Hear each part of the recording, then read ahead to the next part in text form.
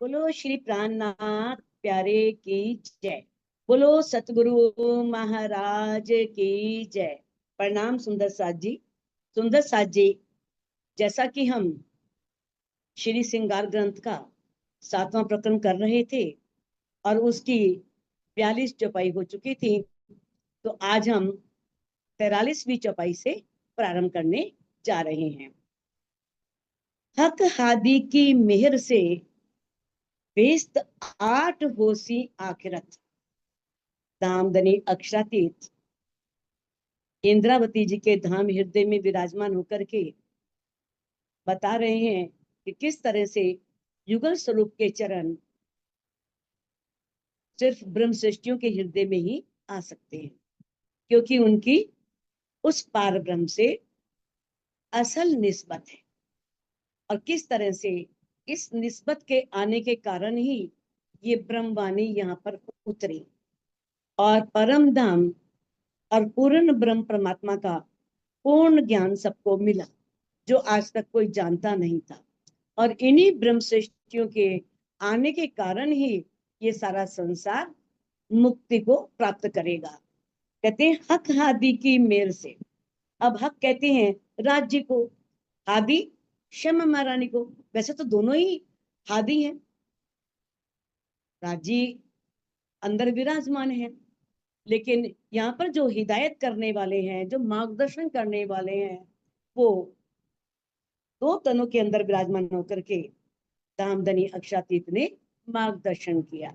एक धनीश्री देवचंद जी के तन में बैठ करके और दूसरा मेराज जी के तन में बैठ करके।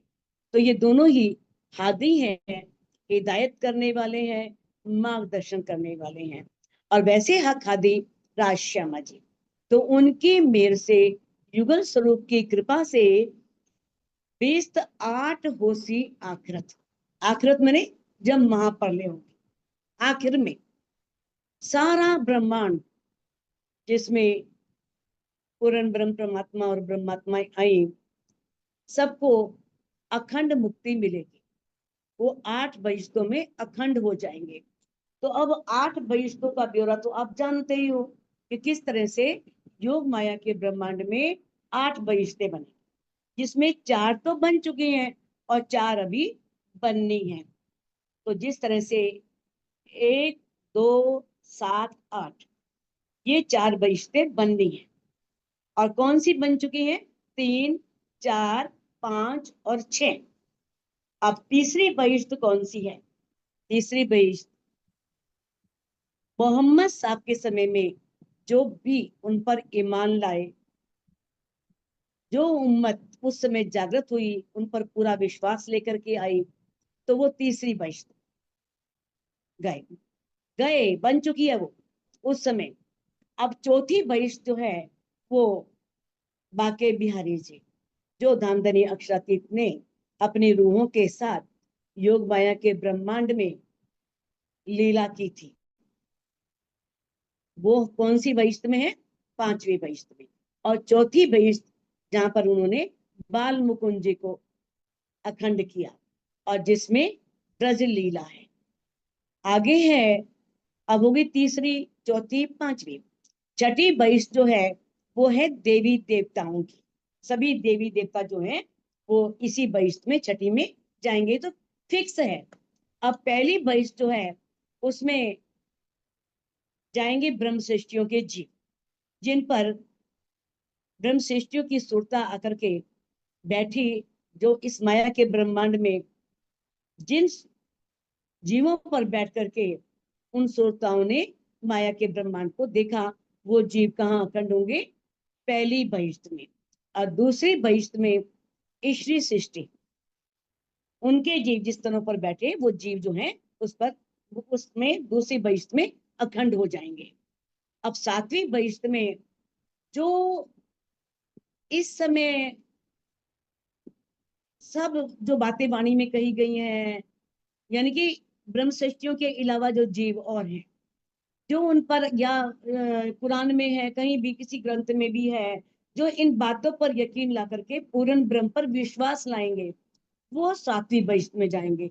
और जो बिल्कुल अंत तक नहीं जागेंगे, उन्हें अंत तक कुछ भी पता नहीं होगा, तो ये सारी आम खलक जीव सृष्टि आठवीं बहिष्ठ में जाएगी, जो उस समय तौबा तौबा करेगी, प्रायश्चित करेगी, कहेगी कि हमने तो ये ज्ञान तो हमारे पास आया था लेकिन हमने लिया ही नहीं। तो इस तरह से ये 8 बहिश्तें जब ये महाप्रलय होगी तो सब जितने भी सब हैं जीव वो 8 बहिश्तों में अखंड हो जाएंगे। पर ये चरण न आवे दिल में बिना असल हक निस्बत। लेकिन धामधनी अक्षरातीत उस पार ब्रह्म के जो चरण कमल हैं वो किसी के दिल में नहीं आ सकते, जिनकी धामधनी अक्षरातीत से निस्बत नहीं है, जिनका उनसे मूल संबंध नहीं है। मोहम्मद सूरत हकी बिना द्वार खुले ना हकीकत। अब मोहम्मद तो आप जानते ही हो, कोई नाम नहीं है। मोहम्मद कहते हैं जिसे बहुत बड़ी शोभा मिली हो। और तीन तीन मोहम्मद हैं, बसरी मोहम्मद, मलकी मोहम्मद, हकीम मोहम्मद। बसरी मोहम्मद जो अव्वल में आए, शुरू में आए। मलकी मोहम्मद तनिशी देव चंदीशमा महारानी। और इसके पश्चात जो हकीम मोहम्मद कहा गया है वो प्राणनाथ जी को कहा गया है, जिसे इमाम मेहंदी भी कह देते हैं। तो वो कौन है? वो आखिरी मोहम्मद है, वो हकी सूरत है। तो कहते हैं चाहे किसी ने भी परम धाम का वर्णन कर दिया, पूर्ण ब्रह्म परमात्मा के बारे में भी लिख दिया, उसके रूप के बारे में, उसके धाम के बारे में, लेकिन कोई भी उसे जान नहीं पाया, पहचान नहीं पाया। तो कहते हैं जो चाहे मोहम्मद साहब ने भी, जो अव्वल मोहम्मद थे, उन्होंने भी सूरत का वर्णन किया कि वो कैसे हैं, बताया कि किस तरह से मैंने उनको देखा है और कैसी उनकी सूरत है, वो सारा बयान उन्होंने किया। लेकिन मोहम्मद सूरत हकी बिना, लेकिन जो आखिरी मोहम्मद है, जो हकी मोहम्मद है, उनके बिना कोई भी द्वार खुले ना हकीकत। हकीकत के मार्ग नहीं खोल सकते। हकीकत जानते हो ना, हकीकत है सत्य और मार्फत है परम सत्य। जब मोहम्मद साहब की बातें हुई थी, जब उनका हुआ था ना शबे मेराज, जिसमें उन्होंने दर्शन किया था और 90,000 हरफ बातें हुई थी, तो उन्होंने क्या कहा था कि ये 30,000 हरफ जो हैं वो शरीयत के सबको खोल देना, सबको बता देना। लेकिन फिर जो 30,000 तरीकत के हैं, उपासना के हैं, जो आपको लगे कि वास्तव में ये इस योग्य है, इसे ये ज्ञान दे देना चाहिए, तो उसे तरीकत का ज्ञान दे देना। लेकिन जो बाकी 30,000 हरफ थे हकीकत के, वो उन्होंने मार्फत के, वो कहा था कि वो खुद अल खुदा आएगा और वो खुद आकर के उन मायनों को खोलेगा। तो इसीलिए हकी सूरत के बिना कोई भी सत्य का मार्ग नहीं खोल पाया, कोई सत्य तक पहुंच नहीं पाया। पर एक कदम पावे दिल ओलिया। अब ओलिया किसे कहते हैं? ओलिया कहते हैं जो एक ही खुदा की इबादत करने वाला हो, एक ही परमात्मा को मानने वाला हो। ये नहीं गंगा गए गंगा दास, यमुना गए यमुना दास, जहां गए हम उनके ही भक्त बन गए और उन्हें ही हमने इष्ट बना लिया। नहीं, ओलिया बोलते हैं जो एक पर ही दृढ़ ईमान रखे, विश्वास रखे। तो कहते हैं एक कदम पावे दिल ओलिया। अब जो ओलिया हैं, जो एक ही परब्रह्म पर विश्वास लाने वाली सृष्टि है, उन्हीं के दिल में धनी के चरण कमल आते हैं। वो ही उनके चरण कमलों को प्राप्त कर सकती हैं, और कोई भी उनके चरण कमल उन किसी के हृदय में नहीं आ सकते। जाकी असल हक निस्बत, जिसकी परब्रह्म से असल में निस्बत है, मूल संबंध है। एक कदम आए जिन तिल में तित आई हक सूरत।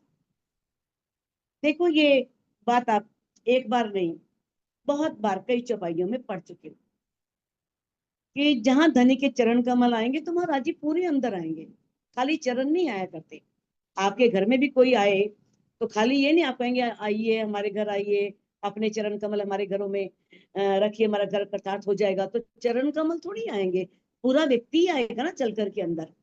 तो ये कहते हैं कि जो है एक कदम आए जिन दिल में, जिस भी ब्रह्म सृष्टि के दिल में उस पार ब्रह्म के चरण कमल आते हैं, तित आई हक सूरत, वहां पर हक की, पार ब्रह्म की पूरी सूरत आ जाती है। पता है आपको, पढ़ चुकी हो, चारों जोड़े चरण के, है ना, ए जो अर्श बुकन, ए जब आवे हृदय में ने, तब आवस स्वरूप पूरन। जब ये हृदय में चरण कमल आ जाते हैं तो धनी का पूर्ण स्वरूप आ जाता है, क्योंकि वह वाहिदत है, एक दिली है। वहां चरण में और सूरत में कोई फर्क ही नहीं है, सब अंग बराबर है। तो इस तरह से बताया है कि जिसके दिल में धनी के चरण कमल आ जाते हैं, उनके दिल में राज्य की सूरत भी आ जाती है। ए 14 तबक पावे नहीं, बिना असल हक निस्बत। 14 तबक मैंने, ये 14 लोक का ब्रह्मांड, ये आप जानती हो 14 लोक का ब्रह्मांड, है ना। तो अब ये 14 लोक के ब्रह्मांड के जो जीव सृष्टि है, ये कभी भी इन चरणों को नहीं पा सकती, क्योंकि इनकी उनसे निस्बत ही नहीं है। देखा होगा इस संसार में कितने व्यक्ति हैं, क्या उनको पारब्रह्म का ज्ञान है? कोई पारब्रह्म को पाना चाहता है? किसी के दिल में तड़प है पाने की? बहुत कम है जिनको पारब्रह्म को पाने की तड़प है, जो उस पारब्रह्म को जानना चाहते हैं। यानी कि अपने ग्रंथ पढ़ लेंगे, ग्रंथ पढ़ने के बाद भी उस हकीकत को नहीं पहचानेंगे जो उस ग्रंथ में कही गई, जो उनके गुरुओं ने कही। वो अगर उसे पहचान ले तो फिर जानने की कोशिश करें कि हाँ वास्तव में ऐसा लिखा है, तो वो है कौन, वो है कहाँ, उसका धाम कहाँ है। तो इस तरह से कहा है कि ये 14 लोक के प्राणी कभी भी उनके चरणों को नहीं पा सकते, क्योंकि उनका उनसे असल संबंध है ही नहीं। दिल मोमिन क्यों अर्ज कैया, ए दुनी न एता विचारत। अब धामधनी अक्षातीत कह रहे हैं कि ये दुनिया वाले, जो ये दुनिया के लोग हैं, जीव सृष्टि हैं, वो पढ़ करके भी ये बात पर अमल नहीं करते, इस बात पर विचार नहीं करते भी ऐसा क्यों लिखा है। जैसे कुरान में भी कह दिया ऊपर तले अर्श ना कहिया, अर्श कहिया मोमिन कलो। भाई ऊपर तले अर्श नहीं है, मोमिनों के हृदय को ही अर्श कहा गया है। तो वो जानने की कोशिश ही नहीं करते, भाई मोमिनों के दिल को ही अर्श क्यों कहा है, बाकी सबके दिल को अर्श क्यों नहीं कहा, क्यों नहीं कहते। देखो, दिल मोमिन क्यों अर्श कहिया, कि मोमिनों के दिल को ही अर्श क्यों कहा है। ए दुनी ना एता विचारत, विचारों के पास फुर्सत ही नहीं है ये बात सोचने की। वो तो सिर्फ, पहली बात तो यह है कि पढ़ते ही नहीं है, लेकिन जो पढ़ते हैं वो उस पर विचार ही नहीं करते। विचार करें तो किसी से पूछें, उसके बारे में समझें, बस पढ़ जाते हैं खाली। तो कहते ए विचार तो उपजे, जो होए हक निस्बत। अब ये विचार उनके दिल में तब आए जब उनका उनसे संबंध हो। अगर संबंध होता है तो अपने आप ही दिल में विचार आ जाता है। भाई मोमिन के दिल में, दिल को अर्श क्यों बनाया है, ऐसी क्या खासियत है मोमिनों के बारे में। फिर मोमिनों के बारे में जानने की कोशिश करेगा व्यक्ति, जब दिल में आएगा तभी जानने की कोशिश करेगा ना, कि मोमिनों के दिल को ही उस पार ब्रह्म ने अर्श क्यों कहा है। फिर उसके दिल में ये भी आएगा कि वो पार ब्रह्म है कौन, जो ब्रह्म सृष्टियों के दिल में आएगा और कहीं नहीं आएगा। तो दुनिया वाले इतना विचार करते ही नहीं। क्यों नहीं करते? देखो, जिसकी निस्बत नहीं है ना, कहते हैं ना, बिन अंकुरे क्या करे, है ना, बिना अंकुर के होता नहीं। जिनके ताले में भाग्य में लिखा ही नहीं, वो क्या करेंगे? चर्चा सुन लेंगे ना, तो चर्चा में भी सोए रहेंगे। पता है ना, चर्चा सुनने के लिए जाते हैं व्यक्ति, तो 4 तरह के व्यक्ति होते हैं। एक चुंगू होते हैं, एक उंगू होते हैं, एक 3 तरह के डुंगू होते हैं। चुंगू होते हैं जो चले गए घर से फुर्सत लो, निकलो बात, थोड़ी देर सत्संग के बहाने घंटा 2 घंटा फुर्सत मिलेगी, चले गए सत्संग में, पीछे पीछे बैठ गए और चुगलियां कर रहे हैं परिवार वालों की, सबकी, आसपास वालों की। चुंगू होते हैं वो। और एक होते उंगू। उंगू होते हैं जो सोचते हैं चल थक के आए हैं, काम करके आए हैं, बढ़िया थोड़ी देर नींद ही निकाल लो, जो वहां जाकर के सो जाते हैं, आराम से नींद निकालते हैं। और एक होते हैं डोंगू। डोंगू बोलते हैं जो पुष्टि वाले होते हैं, जो आत्म कल्याण की भावना से जाते हैं, वो गहराई में उतरते हैं, वो हर बात को सुनते हैं, विचारते हैं, उसकी गहराई में जाते हैं। तो जीव सृष्टि तो जाएगी, तो जाएगी, या तो सो जाएगी, अगर नहीं सोएगी तो बातों में लगी रहेगी, उसके पल्ले कुछ नहीं पड़ना।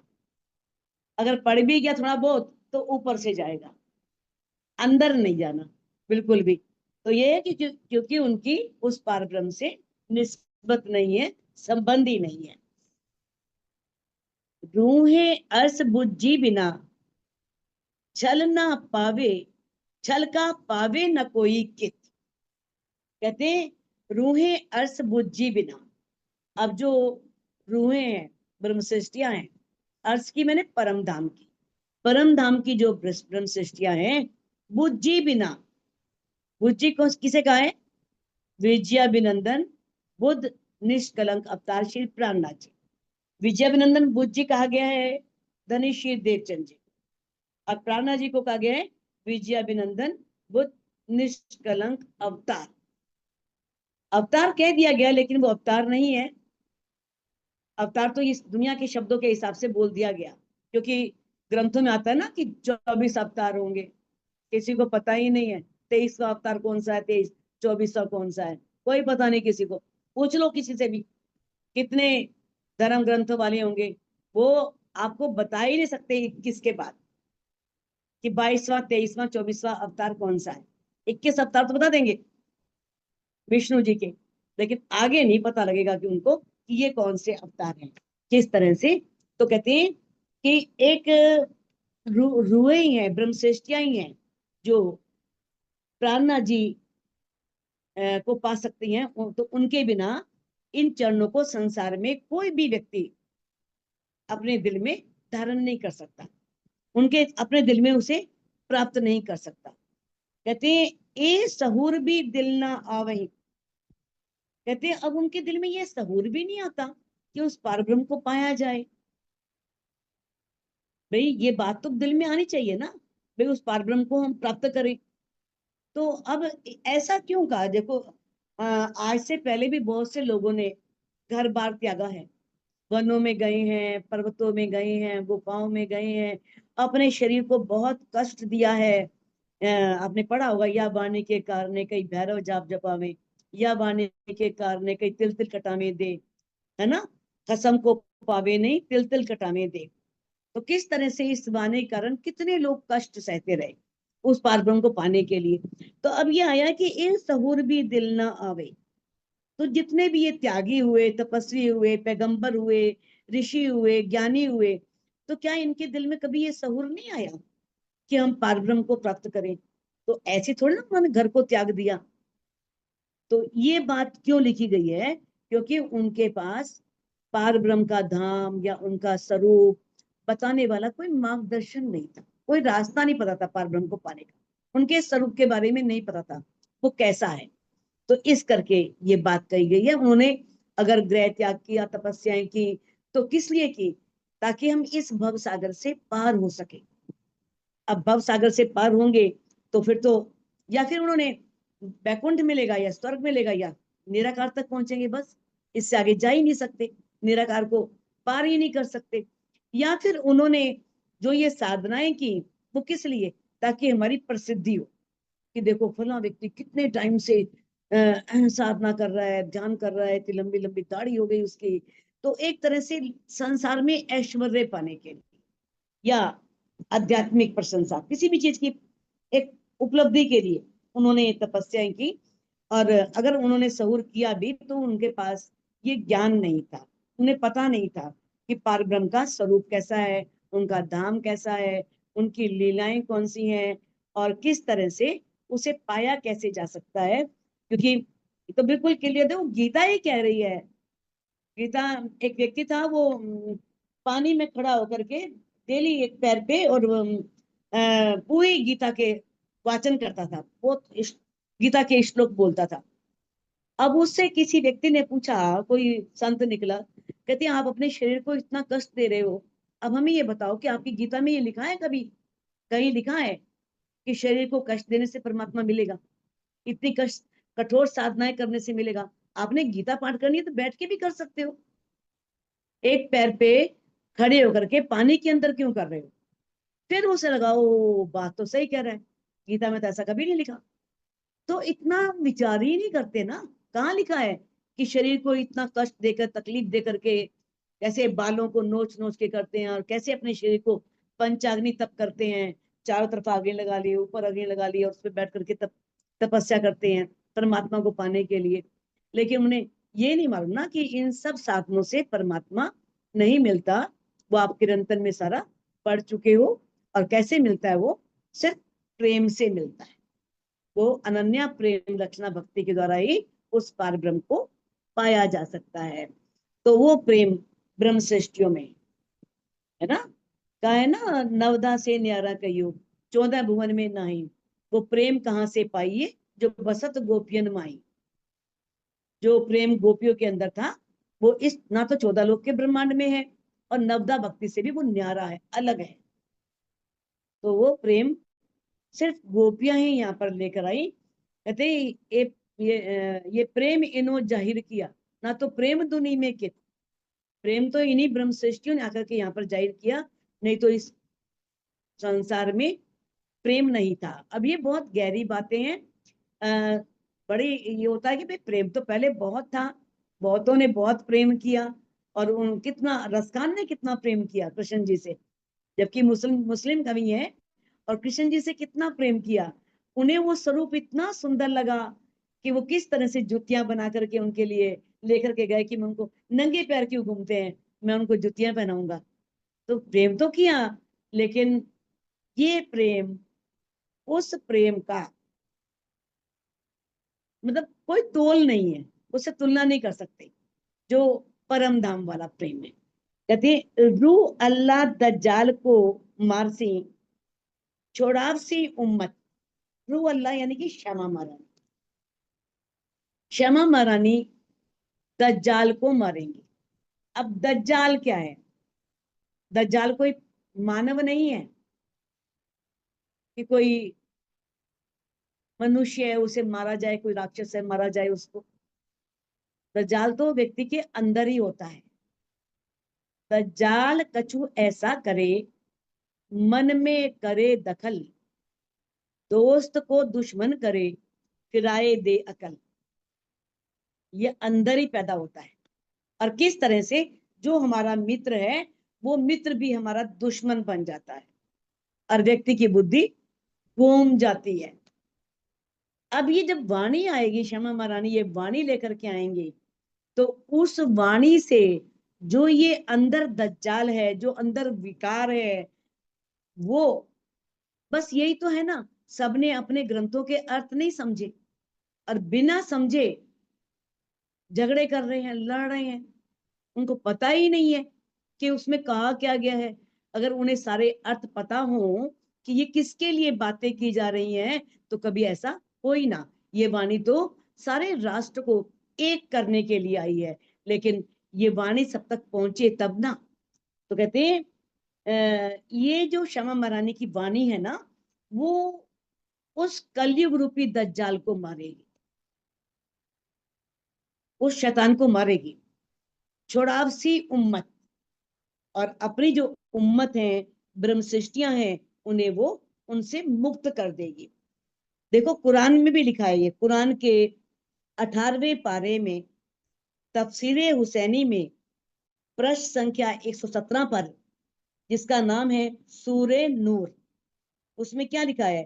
कुरान की इस भविष्यवाणी के अनुसार सतगुरु धनी श्री देवचंद जी ने मात्र ब्रह्म सृष्टियों को ही तारतम्य दिया, और सबको धामधनी की पहचान कराई।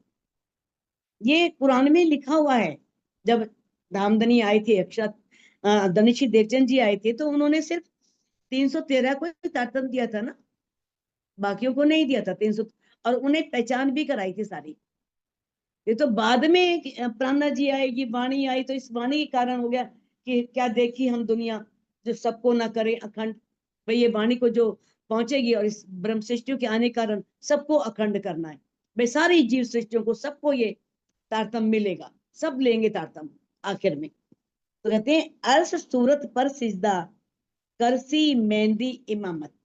अब मेहंदी आप जानते ही हो, है ना, इमाम मेहंदी जो हकी सूरत है, जो आखिरी मोहम्मद है, वो क्या करेंगे? इमामत, हिदायत, एक ही बात है। हिदायत मैंने मार्गदर्शन करना, और इमामत मैंने ये भी मार्गदर्शन करना ही है। यानी कि जो इमाम मेहंदी है ना, वो ब्रह्म सृष्टियों का नेतृत्व करेंगे, मार्गदर्शन करेंगे, उन्हें रास्ता दिखाएंगे। अर्श सूरत पर सिजदा, और वो जो परम धाम में जो विराजमान है, कौन? पूर्ण ब्रह्म परमात्मा पार ब्रह्म, उन्हीं पर सिजदा कराएंगे।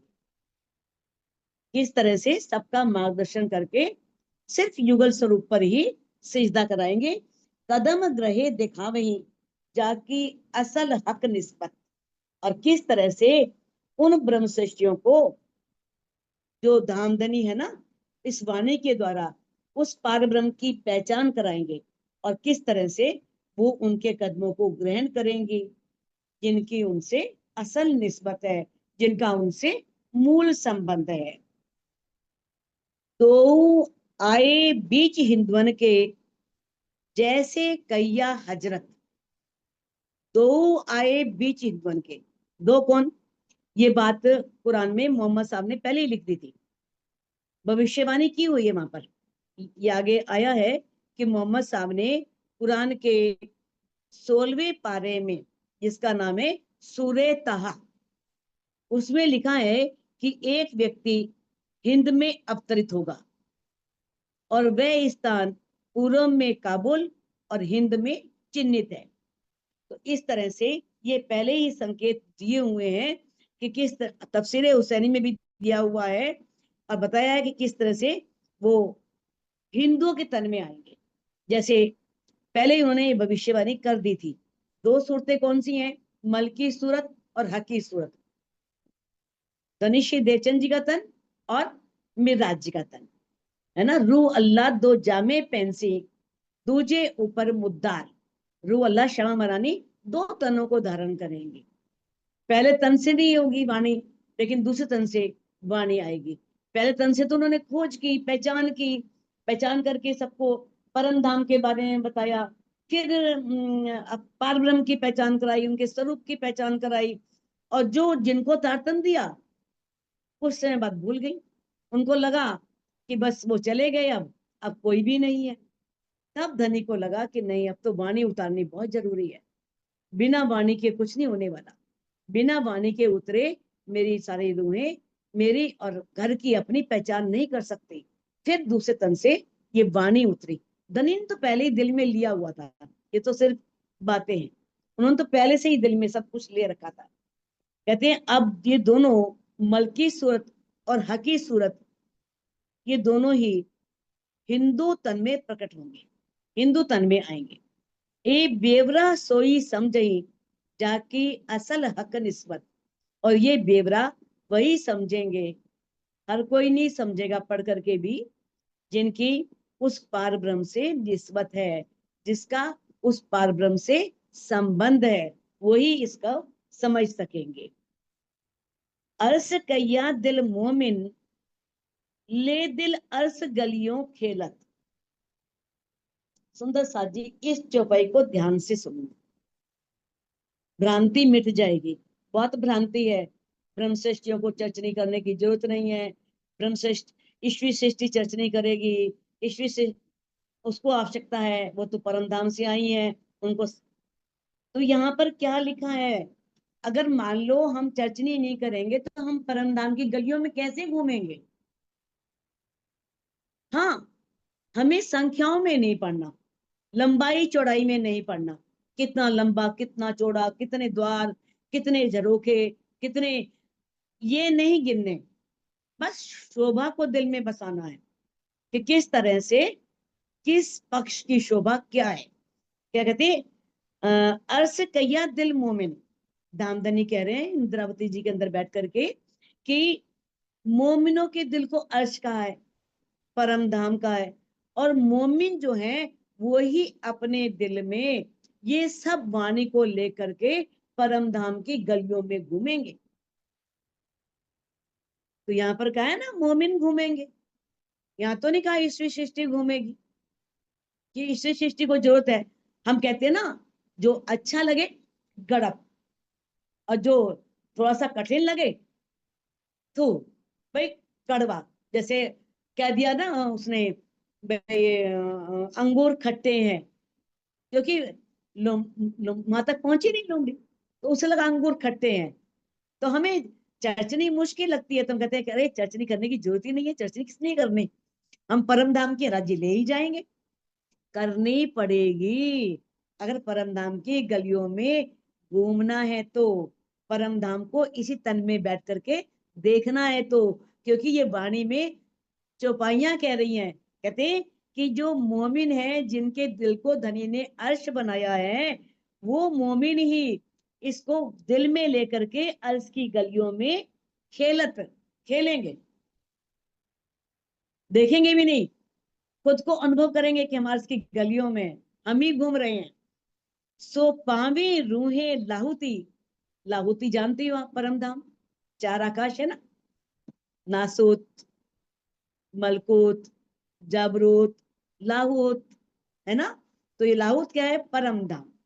तो कहते हैं सो पावे रूहे लाहुती, अब वो कौन पाएंगी, परम धाम की रूहें, परम धाम की रूहें ही घूमेंगी, परम धाम की गलियों में खेलेंगी, घूमेंगी, क्या वहां पर क्रीड़ा करेंगी राज्य के साथ हाथ पकड़ करके, जाकी असल हक निस्बत, क्योंकि उनकी उस पार ब्रह्म से असल निस्बत है।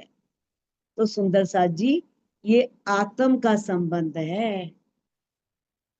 लगता है ना, हाय काजी अकेले और इतनी रूहें कैसे करते होंगे, कैसे किया था रास में, एक एक कान्हा, एक एक गोपी, कितने रूप धारण कर लिए थे ना। तो उसी तरह से राज्य हर एक के हैं, हर कोई अपने दिल से उन्हें प्रकट कर सकता है, वो उनके दिल में ही है, वो राज्य रूहों से दूर नहीं है, बस वो आपके हाथ में है कि किस तरह से आप पर्दा उठा करके उन्हें देख पाते हो या नहीं। अहेल किताब यही कहे, एही पावे हक मार्फत। अहेल किताब, अहेल कहते हैं वारिस, उत्तराधिकारी। तो जितनी भी वाणियां आई हैं, ग्रंथ आए हैं, ग्रंथों में जो भी बातें कही गई हैं, धर्म ग्रंथों में जो भी गुज रहस्य हैं, गुप्त बातें हैं, जो आज तक किसी से खुले नहीं, तो मोमिनों को ही उसका उत्तराधिकार दिया गया है, वारिस। क्योंकि राज्य पास तो यही संपत्ति है ना, उनके पास, उनके सामने तो कोई कीमत ही नहीं, हमारे इस ब्रह्मांड में हीरे मोती ज्वाला की कीमत है, उनके लिए तो कोई कीमत नहीं है। आपने सुनी थी ना कहानी तानसेन की, तानसेन के गुरु हरिदास ने ऐसे मुट्ठी भर के यमुना में से इतने बेशकीमती हीरे निकाल दिए थे। वो कहते अकबर से तेरी दौलत क्या करेगी। जब अकबर ने कहा था कि मैं तो एक यमुना की सीढ़ी का किनारा नहीं बनवा सकता, इतने बेशकीमती हीरे इसमें लगे हैं, तो उनके पास तो ऐसी दौलत होती है, ये दौलत उनके काम की नहीं होती, हीरे मोती जवाहरात, ये उनके लिए ऐसी हैं। परम धाम में तो हर चीज हीरे की बनी है, हर चीज में कीमती कीमती जवाहरात जड़े हुए हैं, सारी सीढ़ियां उसकी बनी है, सब कुछ उसका बना है। तो क्या ये कीमत, ये धनी लेकर के आए हैं, ये नियामत लेकर के आए, खजाना लेकर के आए हैं, और ये खजानों के उत्तराधिकारी कौन है, मोमिन है। कहते हाँ, जाकी असल हक निस्बत, जिनकी दामदनी से असल निस्बत है, जिनका दामदनी से मूल संबंध है। एक कदम पावे रूहें लाहुती, नई औरों की किस्मत। धनिक के चरण कमल परम धाम की रूहें ही पा सकती हैं, वो ब्रह्म श्रेष्ठियां ही पा सकती है। ये किसी और के ताले में नहीं लिखी, किसी की किस्मत में नहीं लिखा कि वो धामधनी के चरण कमलों को पा सके। ए सोई पावे हक बारीकिया, जो भी धामधनी के दिल की बारीक बातें हैं, सूक्ष्म बातें हैं, बहुत गहरी बातें हैं, तो ये रूहें ही उसे जान सकती हैं, क्योंकि उनकी उस पार ब्रह्म से असल निस्बत है, उनका मूल संबंध है। अरे सुंदर सा जी, मैं तो पीछे ले गई, पहले छोड़ गई थी शायद, ये चौपाई छोड़ गई थी। 52वीं जो अब पढ़ी है, 53 भी पढ़ गए थे हम एहल किताब, तो ये हो गई। चलो, एक कदम पावे रूहें लाहुती, लाहौत की रूहें जो हैं वो ही इन चरण कमलों को प्राप्त कर सकती हैं, ये औरों के भाग्य में नहीं है। और धामधनी अक्षरातीत पार ब्रह्म के दिल की जो बारीक बातें हैं, कुछ बातें हैं, ये रूहें ही जान सकती हैं, क्योंकि उनका उनसे असल संबंध है, उनकी मूल निस्बत है। आगे 53वीं चौपाई हम कर चुके थे, पीछे चली गई मैं एकदम। एहेल किताब यही कहे, ए पावे हक मार्फत, जो ब्रह्म श्रेष्ठियां हैं, जो रूहें हैं, उन्हें ही इन सब का वारिस कहा गया है, उत्तराधिकार दिया गया है, और यही हक की मार्फत को पा सकती हैं। हक की मार्फत मैंने गुज बातें, मार्फत राजी है स्वयं, मार्फत परम सत्य है, तो किस तरह से यही उस परम सत्य तक पहुंच सकती हैं। यही आशिक होवे माशूक की, ये ब्रह्म सृष्टियां ही जो इस माया के ब्रह्मांड में आके भूल गई थी और माशूक बन गई थी, राज्य को आशिक बनना पड़ा था। अब पहचान के बाद वही रूहें माशूक बन सकती हैं, यही यही आशिक बन सकती हैं। किसकी? उस पार ब्रह्म माशूक की। जो पार ब्रह्म है वो जब पहचान हो जाएगी तो वो माशूक है, और रूहें आशिक है। जब तक पहचान नहीं, तब तक राजी माशूक है, राजी आशिक है, और रूहें माशूक है। तो अब जो रूहें हैं जो परम धाम से आई हैं, वो धाम धनी की पहचान करके माशूक बनती, वो आशिक बनती है, और धनी को माशूक बन करके रिझाती हैं, उन पर समर्पित होती हैं, क्योंकि उनकी उस दामदनी अक्षरातीत से मूल निस्बत है। जो रूहें उतरी अरस से, सो कदम ले अर्श पहुंचत, जो रूहें परम धाम से आई हैं, सो कदम ले अर्श पहुंचत, वो ही रूहें इन पर ब्रह्म के चरण कमलों को अपने हृदय में धारण करके, अर्थात कहने का भाव क्या है, धामधनी को अंदर विराजमान करके क्या करती हैं, परम धाम में पहुंचती हैं। यहीं बैठे हुए, इस ब्रह्मांड में बैठे हुए परम धाम को देखती हैं, देसी बिस्त सबन को। और ये रूहें ही यहाँ बैठ करके चितवनी के माध्यम से परम धाम को देखेंगी, और सबको अखंड करेंगी। 8 बहिश्तों में, 8वीं बहिश्त में, 7वीं में किसी को 8वीं में, कोई दूसरी में जाएगी, कोई पहली में जाएगी, अपने अपने उसके हिसाब से। तो यही सबको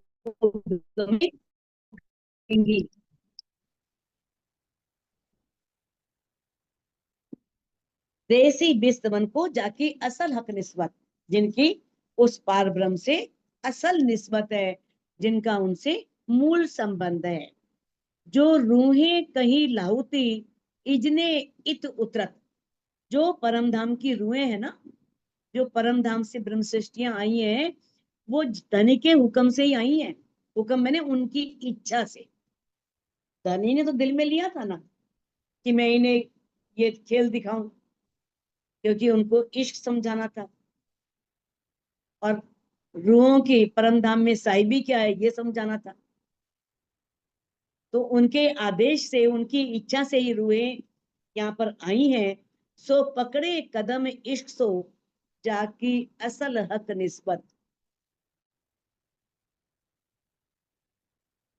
अब जब धनी ने वाणी में क्या कहा था वहां पर परम धाम में, कूदत हो तुम अर्श में अपने इश्क के बल, तब ये इश्क न रहसी और न रहसी ये अकल। और जो परम धाम की रूहें हैं ना, वो इस ब्रह्मवाणी से पहचान करके वो इश्क भी लेंगी, और जो उनकी वो अकल है निजबुद्ध, धनी की है तो उन्हीं की भी है। जो धनी की है वो सब, जो पति का होता है सब पत्नियों का होता है ना, पत्नियों का बराबर अधिकार होता है ना। तो वो सब लेंगी, और फिर किस तरह से सो पकड़े कदम इश्क सो, वो उन चरणों को बड़े इश्क से पकड़ेगी, बड़े प्रेम से पकड़ेगी। कस के पकड़ तो कहाँ जाएगा, जैसे इंद्रावती जी ने पकड़ा है ना। वो कहती है ना, मैंने तुम्हें पिंजरे में कैद कर रखा है, मीठे मीठे अंगूर खिलाती हूँ, और कहती है मैं तुम्हें भी सिखा रही हूँ, तुम भी सीख लो कैसे उसे वश में करना है। तो कहते हैं जिनकी उस पारब्रह्म से निस्बत है, वो बड़े प्रेम पूर्वक इस वाणी से पहचान करके वही इश्क से उनके चरणों को पकड़ेंगी। रूहें अर्स रब्दे इत आया, देखो कौन कदम ग्रहे जीतक। अब परम धाम से तो इश्क रब्द करके आई थी, हमारा इश्क बड़ा है, हमारा इश्क बड़ा है ना। ये प्रेम भरा संवाद हुआ था ना, और यहाँ आकर के बोल गई, राज्य से बोल दिया तुम्हारी एक माया 12,000, क्या करेगी तुम्हारी माया, देखते हैं जरा, है ना। तो कहते हैं वहां से तो इश्क रब्द करके आई थी, देखो कौन कदम ग्रहे जीतक। जो राज्य के चरण पकड़ लेगी ना वो जीत गई। अब राज्य कहते हैं देखता हूं कौन राज्य के चरण पकड़ करके जीतती है। तो चरण को कौन पकड़ेगी, जो धनी से इश्क करेगी। कौन सा इश्क, वाहिदत वाला इश्क, एक दिली वाला इश्क, परमधाम वाला इश्क। कहते सो क्यों गुछरे इन कदम सो, जाकी असल हक निस्बत। जिसकी उस पारब्रह्म से असल निस्बत है, तो वो इन चरणों से कैसे बिछड़ सकती हैं, वो इन चरणों से कैसे दूर हो सकती हैं। वो इन चरणों से कभी भी दूर नहीं हो सकती, जरा भी अलग नहीं हो सकती। राजी ने कहा है ना, जब पहचान होवे बाको तब सहे न बिछोहा खिन। जब उन्हें पहचान होगी तो एक पल के लिए भी वो बिछोड़े को सहन नहीं करेंगी। ये जब तक सहन हो रहा है, जब तक पहचान नहीं हो रही। कहते हैं यहाँ ही रब दे इत आइया, लेने पीव का विरह लज्जत। सुंदर सा जी बड़ी गहरी बातें हैं जो दिल तक पहुंचती हैं और दिल पर चोट भी करती हैं। कहते हैं वाही रब दे इत आइया, कि परम धाम में किस तरह से इश्क रब्द किया, प्रेम संवाद किया, और वो ब्रह्मात्मा इस संसार में आ गई। ताकि वहां तो विरा है ही नहीं, वहां तो डूबी है, पता ही नहीं। अब इस ब्रह्मांड में ही तो विरा लेना है, और उस विरा से, उस से इश्क की लज्जत लेनी है, स्वाद लेना है। कहते हैं पीयू का विरह लज्जत, वहां से आई है ताकि पीयू के विरह से हम वो लज्जत ले सके। असल में पहचान इस ब्रह्मांड में आने पर हुई, असली आनंद यहाँ पर आने पर मिला, क्योंकि वहां तो सुख ही था, दुख का पता ही नहीं था। सुख में तो सुखदायम, पर स्वाद ना आवत ऊपर, दुख आए सुख आवत है ना। सुख में तो सुख मिलता रहे, कोई पता नहीं चलता, कोई कीमत नहीं। दौड़ रही हैं, घूम रही हैं, राज्य पे गिर रही हैं, कुछ भी कर रही हैं, कुछ पता नहीं, है ना। अब इस ब्रह्मांड में आई, तब पता लगा कि उस सुख की कीमत क्या है, उस आनंद की कीमत क्या है, कैसे वो आनंद मिल रहा है, मिलेगा कितना उसके पश्चात। तो कहते हैं कि अ, सो पाए कदम क्यों छोड़ई। अब जिन्होंने धनी का धनी सा धनी के लिए विरह किया हो, विरह से धनी के चरण कमल पाए हो, और उन चरण कमलों से उन्हें आनंद मिला हो, तो वो रूह उन कदमों को क्यों छोड़ेगी भाई, छोड़ सकती है भला। इतनी मुश्किल से धनी के चरण कमल पकड़े, बड़ी मुश्किल से तो काबू में आए। अब काबू में आने के बाद कौन चाहेगी ने छोड़ दो, ये तो छलिया है, पता नहीं कहाँ चला जाएगा फिर अगर छोड़ दिया तो। फिर माया में मस्त हो गए तो ये तो फिर कहीं ना कहीं गुम हो जाएंगे, फिर पकड़ने में इतना टाइम लगेगा, फिर कैसे पा पाएंगे इनको, कैसे ढूंढ पाएंगे इनको। तो एक पल के लिए भी नहीं छोड़ेंगी, नहीं अब नहीं छोड़ना। छोड़, पहले छोड़ दिए तो अब तक इतने सालों तक पछता रहे हैं, तो अब छोड़ के क्या करेंगे भाई। कहते सो पाए कदम क्यों छोड़ें, वो ऐसे पाए हुए चरणों को क्यों छोड़ेंगी जिनकी उनसे असल निस्बत है। ए रब्द अर्श खिलबत का, रूहे इश्क अंग गलित। ए रब्द अर्श खिलबत का, परम धाम की खिलबत का, जो मूल मिलावे में बैठ करके रूहों ने राज्य से इश्क रब्द किया था। रूहे इश्क अंग गलित, तो आत्माओं का उस समय हृदय क्या था, अपने प्रीतम के प्रेम में हर समय डूबा रहता था। अब जो डूबा रहेगा वो क्या जानेगा, क्या लज्जत है इसकी, है ना। वो वर्णन ही नहीं कर सकेगा, जान ही नहीं सकेगा, क्योंकि वो तो हर समय इश्क में गलताम थी, डूबी हुई थी। कहते हैं सो क्यों छोड़े पीऊ पकड़े, पांव पकड़े, जाकी असल हक निस्बत। अब वो इश्क नहीं रहा, वो चरण छूट गए, इतने साल के बाद वो चरण मिले, तो वो क्यों छोड़ेंगी भाई, है ना। सो क्यों छोड़े पांव पीऊ के, वो प्रीतम के पांव क्यों छोड़ेंगी जिनका उस प्रीतम से असल संबंध है, मूल संबंध है।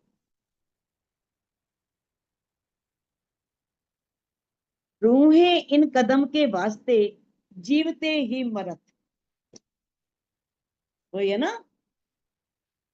कि क्या है ना, जीवते मारिए आपको शब्द पुकारत हक, मरेंगे नहीं मोमिन तो क्या मरेंगे मुनाफक।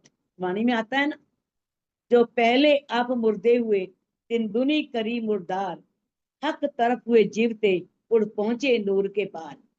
तो क्या कहे, रूहें इन चरणों को प्राप्त करने के लिए ही जीते जी अपने आप को मार देती हैं।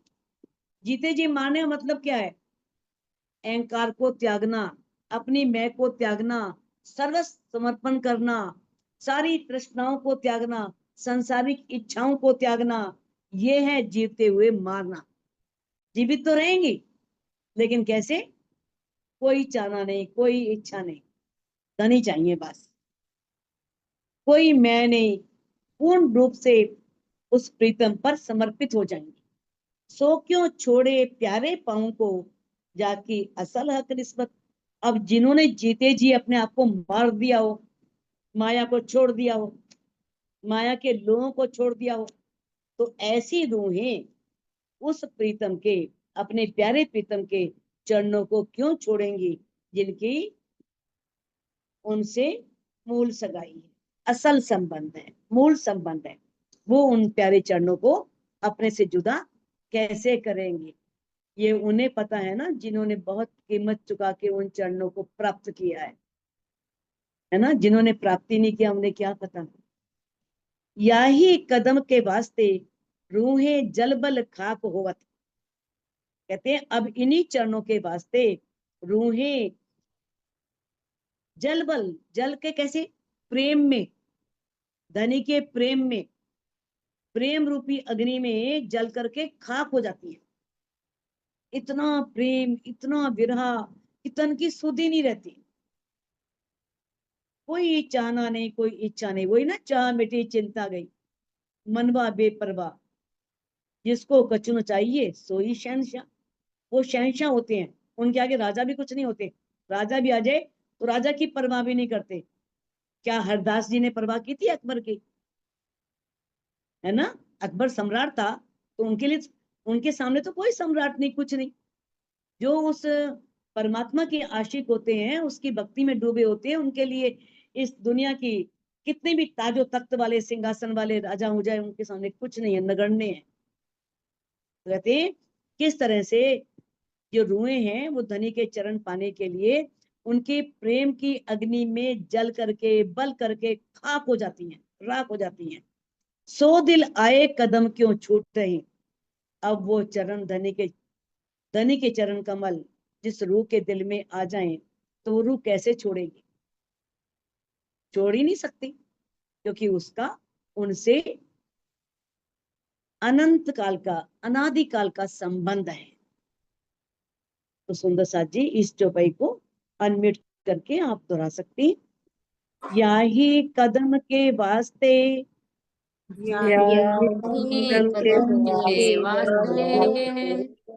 रूहें जल बल खाक होवत,